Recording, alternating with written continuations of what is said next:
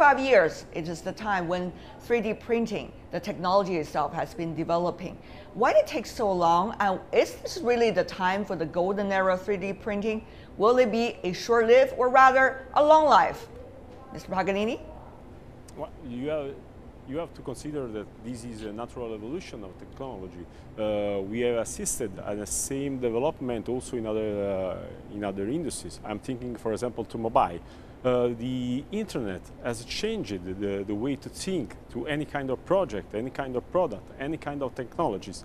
So with the push of internet, groups worldwide have started to work on these technologies, and we have had the major improvement in the last 10 years, probably. Well, you could always argue it is comparable to the internet, but not many examples, in fact, could be comparable to the internet, which is quite a successful case. Well, let me ask you, Mr. Bieler, what is your thought? My thoughts are it's very comparable to the early days of the computer. The Apple I, for example, and the Apple II were very crude computers compared to what we have today. And in a lot of the same way, the technology we have in 3D printing is very similar. It's actually, as you mentioned, it's been a very long path to get to this point, but it's also been only very recently that it's been in the hands of a lot more people and a lot more affordable. So we're going to start seeing some major changes to the innovation of this technology. We are seeing that the 3D printing, at least by prediction, is going to change the overall landscape. For example, it's going to change the defense industry and the way that we are conducting wars and keep the peace. It is also being said that it is going to change many industries, including manufacturing as well. It is also going to change as a result with the technology, how the world is actually its wealth going to be divided in the future. These are, of course, very philosophical and fundamental questions, but they are important questions if we're talking about fairness and equal development in the world. Mr. Paganini, what is your thought about the 3D printing? How much impact is it really going to have on us?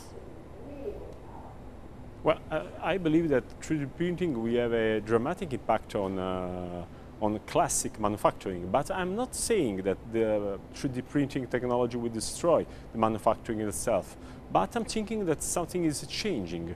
We are assisting to a transformation of the industry. I believe that some classic professionals related to manufacturing will disappear, but new one we will born. I'm thinking, for example, to printer operator, supplier for material, all the legal figure that will be interested in this process in order to protect the copyright of the blueprints of these kind of technologies. So the manufacturing itself is changing, because we have to remind that there are a lot of benefits also for manufacturing. We have a cost reduction, we have a project that could be closed in a short time. So we have a series of advantages. But that has a lot to do with who is holding the technologies in hand. Mr. Bieler, many wonder, will this be another quote-unquote opportunity or time for the world to be even further divided because of technologies? Because at this moment, certain countries and certain parts of the world are having a better grasp of the 3D technologies, while others are not. Will this make us even further apart? Mr. Bieler. I don't think so. I think one of the nice things about 3D printing technology is that it's actually fairly simple. And we're seeing all kinds of development in third world countries where people are using spare computer parts to build 3D printers that work and give them functionality that they never had before. And like the benefits of manufacturing, having the ability to have these machines out in the field in a third world country, instead of having to ship a whole bunch of parts that are very specific to the job, whereas they can send a 3D printer or build one in the field, gives them the advantage of being able to make just about anything they need on site. Recently, the news is Microsoft has been granted with a kind of patent. Ms. Chen, let me ask you this. About a technology that can scan, and also, this is how they describe it, scan and create a 3D model on the computer and then produce a real-life replica with a 3D printer. But once again, this is another issue related to technology. Will that be benefiting many with the protection of the so-called IPR and patent? Or Rather, it is going to lead us to a direction of the monopoly, which was, of course, when the software, when the internet started at the very beginning, many people were concerned about. Ms. Chen. Yeah, exactly. I also heard about this news. There are a lot of 3D scanners can easily make physical objects into digital models and make it into the computer, and then it will not be hard for people to download it from the internet. This is something very creative and can be customized. And if there is something regarding the patent or protection, something like that, I think it is really necessary because there is another story. People can easily get some very confidential models from the internet. For example, there are some kind of weapons models or everything else what you can think about. You can easily get them from the internet. And I think for this kind of design, digital files, this need to be very well protected. Is it about the fairness issue, whether there's going to be an issue of monopoly in the future as a result of the early stages as we have just witnessed, for example, with the Microsoft development? Mr. Bieler. Well, I think that's part of the reason why it's taken 30 years for this technology to get into the hands of more people.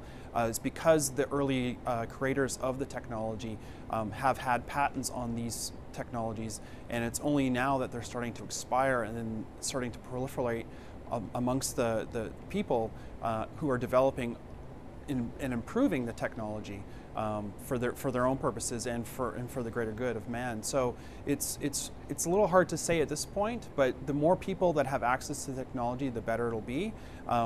If Microsoft's patents are going to be restrictive, then that could change things. But honestly, I think we've already sort of lived in that world for the last 30 years with this technology and it being locked away or being very expensive. Assuming that doesn't happen with Microsoft, who've been fairly open lately with other things, it could be great for 3D printing. What is your thought about the issue of security, safety versus the new development of 3D printing? Well, I think in the security aspect, as far as weapons and things like that go, the big thing is that most people forget is that a lot of these technologies of building your own gun at home have been around for a long time. There's no difference in going to a hardware store and getting some plumbing parts to build a crude gun. That's the type of weapon that we're dealing with 3D printing at this point. And also the costs of printing and manufacturing a gun is very high with 3D printing. So it doesn't scale very well for an entire army, for example, to 3D print their weapons. At least at this current stage, these weapons are very rudimentary and very basic. And some of them, don't have a very long life. So, and while they're untraceable, so are the things that people can make in their own home with other manufacturing techniques, such as woodworking and metalsmithing and that type of thing that have been around for hundreds and thousands of years. Final words from you before we wrap up. Okay, it's my opinion that we are facing with probably the biggest technology after internet. So we must be ready to the change, because a lot of things change. Everything will be possible. Probably everything is already possible with this kind of technology. I see. Ms. Chen, what do you think? I know you are having your child on the way. So their generation, are they going to see the 3D printing really being the mainstream, not the hype anymore? Yeah, I think it will be the time that 3D printing will strongly push and accelerate the intelligent manufacturing in the world and also in China. So it will be a wonderful world.